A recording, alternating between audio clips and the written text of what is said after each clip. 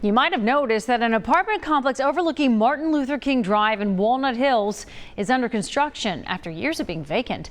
But that building is actually a fixture in Cincinnati's Black history. Monique John tells us about the building's rich past and what it's being repurposed into today.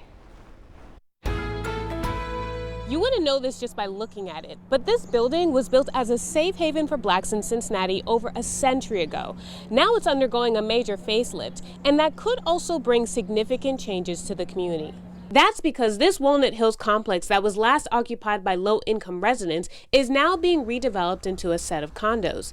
The developer recognizes that those who have been able to afford moving into a condo so far are not representative of this historically black area. Our nice product is relatively affordable. It's half the price of some other condo conversions that happen, in Walnut Hills or other parts of Cincinnati. The units cost between $120,000 to $250,000. That's a far cry from what the original developer, an entrepreneur named Jacob Schmidlap, charged when he opened the building in 1917 as a place of refuge for black travelers and migrants from the South. Those black travelers could stay here at the Gordon Hotel and Terrace for $10 to $12 a month when they were barred from staying at other white-only establishments nearby. Many other large industrial cities, Detroit, St. Louis, had tremendous riots, white on black violence.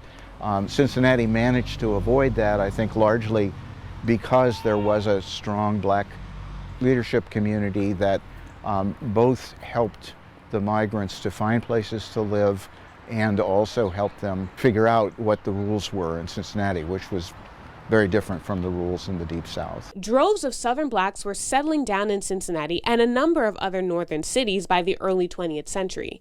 In what's known as the Great Migration, millions of black people were relocating across America to search for jobs and run from racial oppression. Schmidlap, also a philanthropist, was urged by local black leaders to help their community by creating a space where incoming blacks could stay. I don't think that we want to either say that Schmidlap was a leader in any kind of integration, but we also do want to say that he invested a great deal of time and energy, as well as money, in producing housing for African Americans. Despite its prior status as a thriving hub for black culture, Walnut Hills suffered from crime and urban decay by the 1980s and 90s, but the area has been experiencing a revival since the early 2000s.